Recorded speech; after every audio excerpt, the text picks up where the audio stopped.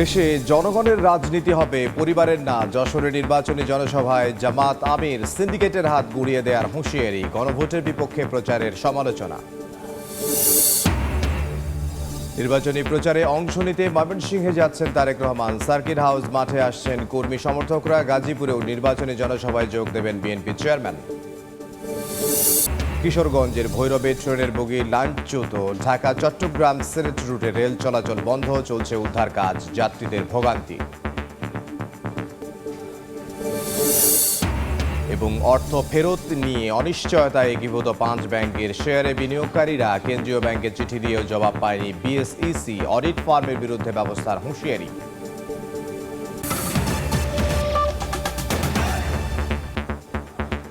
সময় সংবাদের সঙ্গে আছে আমি ইমদাদুল হক। দেশে জনগণের রাজনীতি চলবে, কোনো পরিবারের রাজনীতি নয়, এমন মন্তব্য করেছেন জামায়াতে ইসলামীর আমির ডক্টর শফিকুর রহমান।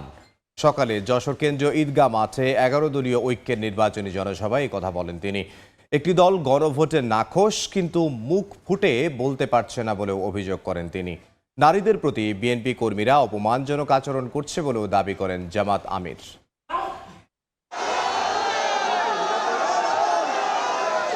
নির্বাচনী প্রচারে খুলনা বিভাগ সফরের দ্বিতীয় দিনের শুরুতেই যশোরের ঈদগাহ ময়দানের জনসভায় যোগ দেন জামায়াত আমির ডাক্তার শফিকুর রহমান।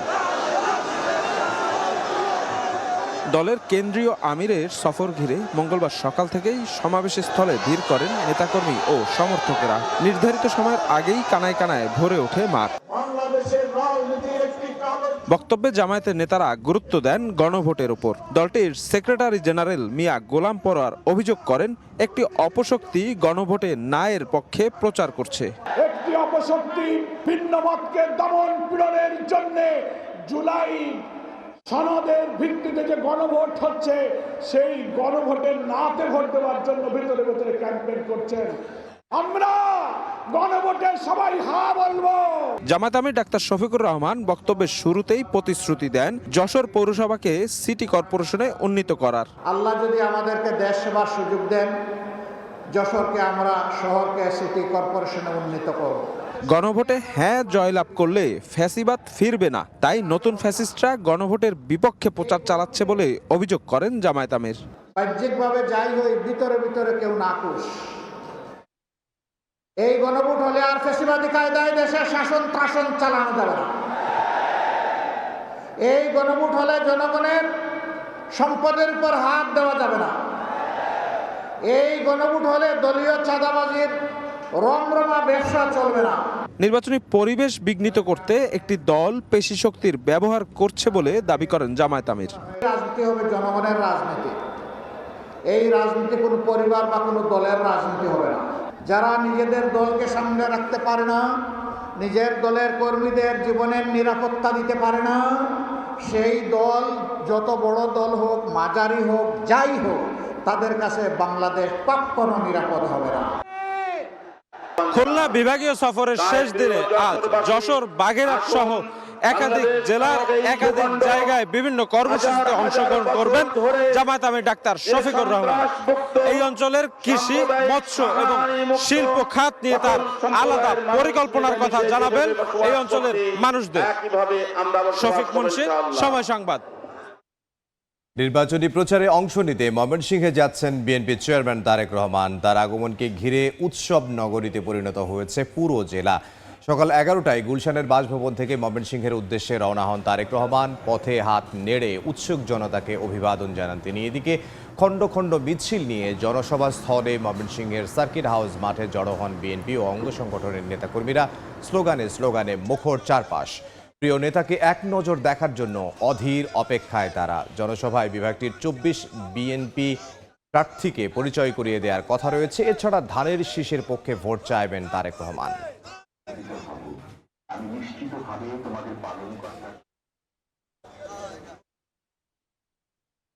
এই মুহূর্তে ময়মনসিংহের সার্কিট হাউস মাঠে আছেন সহকর্মী ওবায়দুল হক। সরাসরি চলে যাব তার কাছে।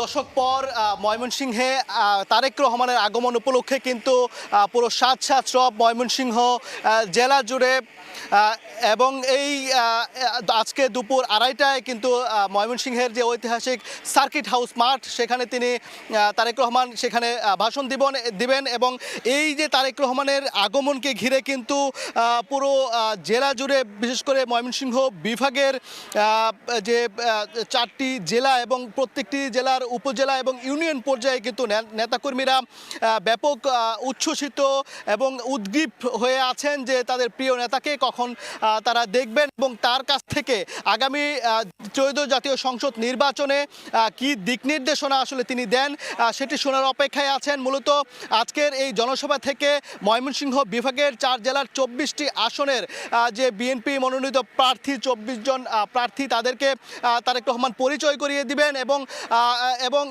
তাদের জন্য ধানের শীষের পক্ষে ভোট চাইবেন এবং তিনি এবং নেতাকর্মীরা যেটি জানিয়েছেন যে মূলত ময়মনসিংহ নিয়ে আসলে তারেক রহমানের কি প্ল্যান রয়েছে, কি প্ল্যান তিনি বাস্তবায়ন করবেন, ময়মনসিংহের উন্নয়নের ক্ষেত্রে একটি বিভাগীয় শহরের উন্নয়নের জন্য আসলে তিনি কি পদক্ষেপ নেবেন, বিভাগের অন্যান্য জেলার বিষয়ে আসলে তিনি কি কথা বলবেন সেই কথা শোনার জন্যই কিন্তু সাধারণ মানুষের মাঝেও কিন্তু ব্যাপক আগ্রহ লক্ষ্য করা গেছে।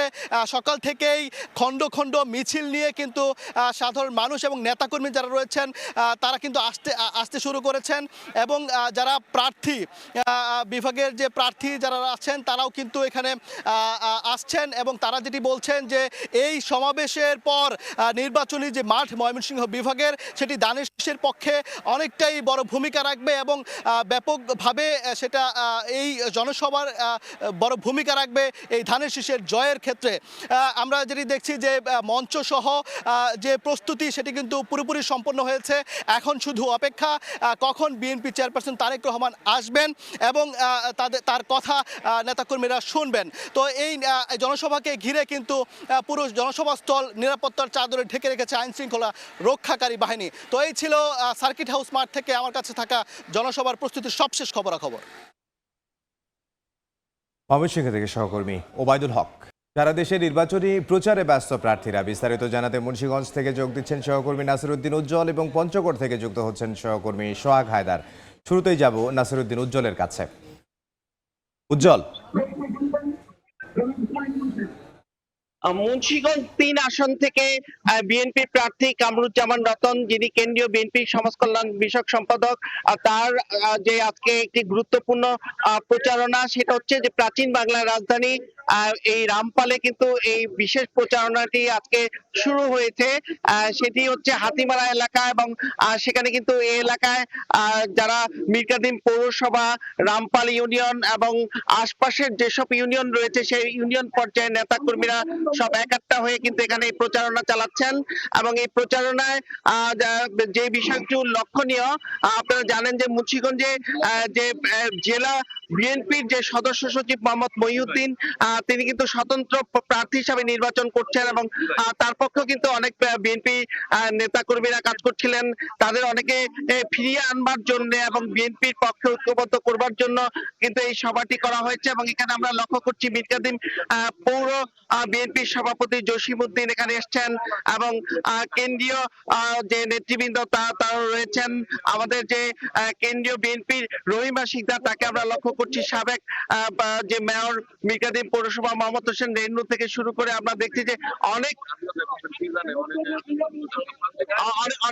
বিএনপি তৃণমূল নেতাকর্মীরা এখানে আসছেন, প্রচারণা চালাচ্ছেন এবং তারা একত্রিত হয়ে বিভিন্ন পরিকল্পনা গ্রহণ করছেন এবং নেতাকর্মীদেরকে পরিচালনা করবার ক্ষেত্রে এবং যে 12 ফেব্রুয়ারি নির্বাচনে তাদের যে প্রার্থীকে জয়যুক্ত করবার জন্য কিন্তু এই পরিকল্পনা এবং প্রচারণা এবং তারা বলছেন যে এই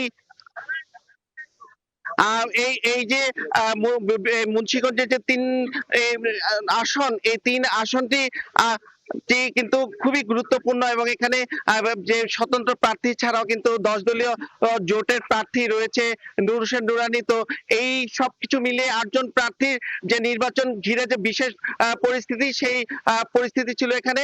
তা আমরা এখন চলে যাব পঞ্চগড়ের নির্বাচনের খবর জানতে। সেখানে রয়েছেন সহকর্মী সোহাগ।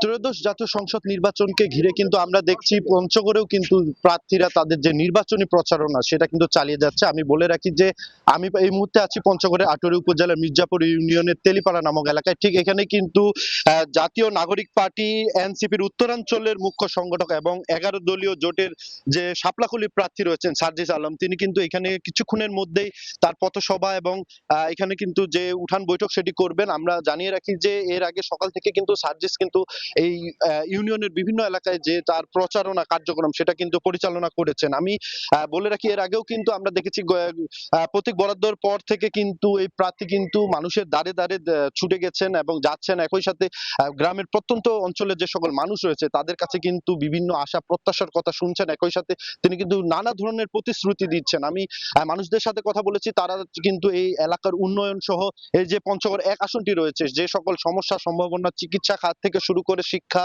কর্মসংস্থান সব বিষয় নিয়ে কিন্তু দাবি জানাচ্ছেন। এবং এই প্রার্থী যে সার্জিস আলমও কিন্তু তাদের যে প্রতিশ্রুতি রয়েছে সেটা কিন্তু বাস্তবায়নে শাপলাখুলির পক্ষে থাকার আহ্বান জানাচ্ছেন এবং সকল ধরনের আশ্বাস দিচ্ছেন। তো এ ছিল আমার কাছে পঞ্চগড় থেকে নির্বাচনী সর্বশেষ খবর। নির্বাচনী প্রচারণার খবর আমাদেরকে জানাচ্ছিলেন পঞ্চগড় থেকে সোহাগ হায়দার এবং এর আগে মুন্সিগঞ্জ থেকে যোগ দিয়েছিলেন সহকর্মী নাসিরউদ্দিন উজ্জ্বল। আওয়ামী লীগ শাসনামলে জেআইসি ও টিএফআইএসের গুমের 2 মামলায় সাক্ষ্য গ্রহণ আজ। এর মধ্যে ডিজিএফআই এর গোপন বন্দিশালায় গুম নির্যাতনের মামলায় আজ দ্বিতীয় দিনের মতো সাক্ষ্য দেবেন সাবেক সেনা কর্মকর্তা হাসিনুর রহমান। এর আগে জবানবন্দিতে তিনি বলেন, আওয়ামী লীগের বিরুদ্ধে ধারাবাহিকভাবে লেখালেখি করার কারণে গুম করা হয় তাকে। প্রায় 1.5 বছর বন্দী ছিলেন ডিজিএফআই এর জেআইসিসের একই ট্রাইব্যুনালে টিএফআইএসের গুমের মামলায়ও সাক্ষ্য গ্রহণের কথা রয়েছে। এদিকে ট্রাইব্যুনাল 2-এ হাসানুল হক ইনুর বিরুদ্ধে মানবতা বিরোধী অপরাধ মামলায় তদন্তকারী কর্মকর্তার জবানবন্দির ওপর জেরা আজ। সময় সংবাদে আরও থাকছে। তুষার ঝড়ে বিপর্যস্ত যুক্তরাষ্ট্রের মৃতের সংখ্যা বেড়ে 30, বিদ্যুৎহীন 8 লাখ মানুষ, 11,000-এর বেশি ফ্লাইট বাতিল, কানাডায় যোগাযোগ ব্যবস্থা ব্যাহত, সতর্কতা জারি।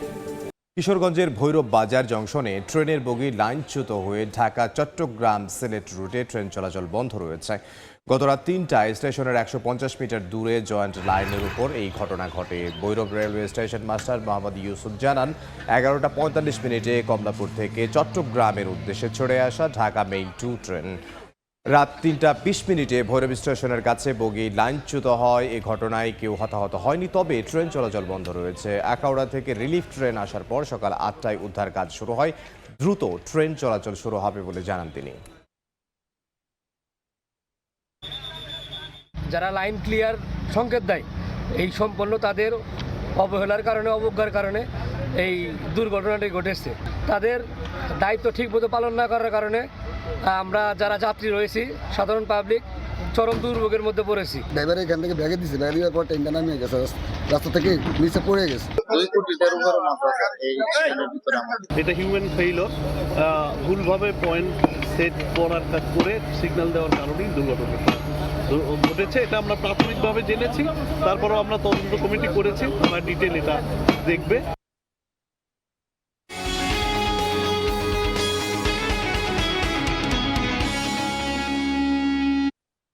আমানতকারীদের অর্থ ফেরত দেওয়ার সিদ্ধান্ত হলেও এখনও অনিশ্চয়তায় একীভূত 5 ব্যাংকের শেয়ারে বিনিয়োগকারীরা। এমনকি এ ব্যাপারে বাংলাদেশ ব্যাংকে চিঠি দেওয়ার 4 মাস পার হলেও কোনো সদুত্তর পায়নি পুঁজিবাজার নিয়ন্ত্রক সংস্থা বিএসইসি। ভুয়া ব্যালেন্স শিটের মাধ্যমে এসব ব্যাংকে সবল দেখানো হয়েছে বলে অভিযোগ সাধারণ বিনিয়োগকারীদের। অবস্থায় অডিট ফার্মগুলোর বিরুদ্ধে ব্যবস্থা নেওয়ার কথা বলছে সংস্থাটি। তোফাজ্জল হোসেনের রিপোর্ট। দুর্নীতি, অনিয়ম আর খেলাপি ঋণের ভারে যখন প্রায় অস্তিত্ব শূন্য, তখনও পুঁজিবাজারে হয়েছে একীভূত হওয়া 5 ব্যাংকের শেয়ার কেনাবেচা। অডিট ফার্মগুলোর দেওয়া অসত্য তথ্যের ভিত্তিতে তৈরি ব্যালেন্স শিটে ব্যাংকগুলোকে লাভজনক দেখানোর অভিযোগ সাধারণ বিনিয়োগকারীদের। এটা দায় তো এই আমার না, এটা বাংলাদেশ ব্যাংকের গভর্নরের দায়। কেন তারা তো দেখি ভালো কোম্পানি দেখি তারা লিস্টিং করছে। এই ব্যাংকগুলো আইপিওর মাধ্যমে আসছে, আসার পরে আমরা শেয়ার কিনছি। তখন ওনারাদের সার্ভে করছে না, ওনারা এই ব্যাংকগুলো অডিট করেছে, অডিট করানোর মাধ্যমে আইপিওতে আসছে, বাংলাদেশ ব্যাংক অনুমোদন দিছে। তাহলে বাংলাদেশ ব্যাংকের দায়, এটা সাধারণ বিনিয়োগকারীর দায় না। পুঁজিবাজারে আইপিওভুক্ত হতে জমা দেওয়া ব্যালেন্স শিটের অডিট যাচাই করে অনুমোদন দেয় Bangladesh securities and exchange commission BSEC। সাধারণ বিনিয়োগকারীদের অভিযোগ স্বীকার করে অডিট ফার্মগুলোর বিরুদ্ধে ব্যবস্থা নেওয়ার কথা বলেছে সংস্থাটি। অডিট ফার্ম তাদের বিরুদ্ধে তো কমিশনও ব্যবস্থা নেয়, FRCও ব্যবস্থা নিচ্ছে, বাংলাদেশ ব্যাংকও ব্যবস্থা নিবে। গেল বছরের 23 সেপ্টেম্বর পুঁজিবাজারে সাধারণ বিনিয়োগকারীদের স্বার্থ সংরক্ষণে কেন্দ্রীয় ব্যাংকে চিঠি দেয় BSEC। চিঠিতে সাধারণ বিনিয়োগকারীদের স্বার্থ সংরক্ষণে 5টি সুপারিশ করা হয়। বিষয়টি জানানো হয় সরকারকেও, কিন্তু 4 মাস পেরিয়ে গেলেও সে বিষয়ে এখনো কোনো সিদ্ধান্ত নেয়নি অর্থ মন্ত্রণালয় অথবা কেন্দ্রীয় bank. Financial statement Bangladesh bank try party meeting করে এটা অ্যাডপ্ট করেছে। কাজেই এখানে বিনিয়োগকারীকে তো এই সিগন্যাল দেওয়া হয়েছে, রেগুলেটরও এই বিষয়গুলো দেখেছেন, দেখে এটা ডিসক্লোজ হয়েছে। সো এই দায় আমরা এড়াতে পারি না। যেই বিনিয়োগকারী কোনোভাবেই দায়ী নয় ব্যাংকের দুরবস্থার জন্য, তারা যেন বিনিয়োগকারীর এই স্বার্থটা দেখেন। বিশেষজ্ঞরা বলছেন পুঁজিবাজারে একীভূত 5 ব্যাংকের শেয়ার কেনা বিনিয়োগকারীদের বিষয়টি বিবেচনা করা যেতে পারে। যারা স্টক মার্কেটের বিনিয়োগকারী, যারা তাদের তো আসলে কোম্পানির কন্ট্রোল তাদের হাতে ছিল না, কোম্পানির ডাইরেকশন তাদের হাতে ছিল না। যারা লার্জ শেয়ার হোল্ডার বোর্ডে বসে কন্ট্রোলিং সিদ্ধান্ত নিতে পেরেছে, তাদের হয়তো এই লুটপাতে বেশি তারা জড়িত। সেইখান থেকে চিন্তা করে একটা এক্সেপশন বেসিসে কিছু ক্ষতিপূরণ দেওয়া যায় নাকি, এটা আমার মনে হয় সরকার চিন্তা করতে পারে। দেশের বিনিয়োগ প্রবাহ স্বাভাবিক করতে আর্থিক খাতে সুশাসন নিশ্চিতের উপর জোর দিচ্ছেন অর্থনীতিবিদরা। আর্থিক সেক্টরের স্থিতিশীলতা, সেই জায়গা থেকে করাপশনকে মাটিতে পুঁতে ফেলা, এছাড়া কিন্তু দাঁড়ানোর সক্ষমতা বাংলাদেশ আর পাবে না। পুঁজিবাজারে সাধারণ বিনিয়োগকারীদের বিষয়ে কোনো সিদ্ধান্ত না হলেও একীভূত হওয়া 5 ব্যাংকের 75 লাখ আমানতকারীকে 1,21,000 কোটি টাকা ফেরত দেওয়ার সিদ্ধান্ত নিয়েছে সরকার। একীভূত হওয়া 5টি ব্যাংকের শেয়ার কিনে ক্ষতিগ্রস্ত হওয়া বিনিয়োগকারীদের ক্ষতিপূরণ এবং ব্যাংকগুলোর এই দুরবস্থার জন্য দায়ীদের শাস্তির দাবি সংশ্লিষ্ট সকলের। তোফাজ্জল হোসাইন, সময় সংবাদ, ঢাকা। সাতক্ষীরায় 11 দলীয় ঐক্যের নির্বাচনী জনসভায় বক্তব্য রাখছেন জামাত আমির ডক্টর শফিকুর রহমান। সরাসরি যাচ্ছি তার বক্তব্যে। যখন বিশ্ববিদ্যালয়ের একজন মেয়েকে জিজ্ঞেস করা হয় যে আপনি কেন ছাত্র শিবিরকে ভোট দিলেন, বলে যে উই ফিল প্রাউড, কারণ ছাত্র শিবির আমাদের নিরাপত্তা নিশ্চিত করেছে। আমাদেরকে মানুষ জিজ্ঞেস করে আপনাদের বাংলাদেশটা কেমন হবে, আমরা বলি 4 বছর ডাকসু যেমন হয়েছে, আগামীর বাংলাদেশও কেমন হবে ইনশাআল্লাহ। রিসেন্টলি একজন মা, একজন বোন, পোশাকে তিনি আধুনিকা, তাকে সাংবাদিক বন্ধু জিজ্ঞেস করেছেন আপনি কাকে চান আগামীর বাংলাদেশে, তিনি বলছেন জামাত। আশ্চর্য, আপনার এই পোশাক নিয়ে আপনি জামাত চান? তো জামাত যদি রাষ্ট্রের দায়িত্বে আসে, ওরা বলছে ক্ষমতায় আসে, তাইলে আপনাকে তো এই পোশাক পরতে দিবে না। বলে পারবো না, বলে যে অন্য পোশাক পরতে হবে, পারবো। আপনি কেন জামাতকে চান? বলে যে জামাত আসলেই দেশটা ঠিক হবে। জিজ্ঞেস করেন সাংবাদিক বন্ধুটি যে জামাতের কোন জিনিসটি আপনার ভালো লাগে, বলে যে পুরা জামাতকেই আমার ভালো লাগে। সাতক্ষীরায় কথা বলছিলেন জামাত আমির ডক্টর শফিকুর রহমান। আমরা সরাসরি ছিলাম সেখানে। বক্তব্যের বাকি অংশ দেখতে ভিজিট করুন সময় টিভির ফেসবুক পেজে। দেশের বাইরের খবর, যুক্তরাষ্ট্র জুড়ে আঘাত হানা ভয়াবহ শীতকালীন ঝড়ে অন্তত 30 জনের মৃত্যু হয়েছে।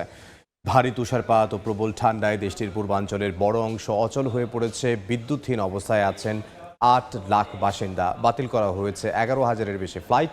নিউ ইয়র্ক থেকে টেক্সাস পর্যন্ত ঝড়ের প্রভাব সামলাতে জরুরি ব্যবস্থা জোরদার করেছে স্থানীয় প্রশাসন। বিভিন্ন রাজ্যে জরুরি ওয়ার্মিং সেন্টার খোলার পাশাপাশি বয়স্ক ও গৃহহীনদের সহায়তায় বিশেষ উদ্যোগ নিয়েছে সংশ্লিষ্ট কর্তৃপক্ষ। সময় সংবাদের শীর্ষ সংবাদগুলো জানিয়ে দিচ্ছি আরও একবার। দেশে জনগণের রাজনীতি হবে, পরিবারের না। যশোরে নির্বাচনী জনসভায় জামাত আমির সিন্ডিকেটের হাত গুঁড়িয়ে দেওয়ার হুঁশিয়ারি, গণভোটের বিপক্ষে প্রচারের সমালোচনা। নির্বাচনী প্রচারে অংশ নিতে ময়মনসিংহে যাচ্ছেন তারেক রহমান। সার্কিট হাউস মাঠে আসছেন কর্মী সমর্থকরা। গাজীপুরেও নির্বাচনী জনসভায় যোগ দেবেন বিএনপি চেয়ারম্যান।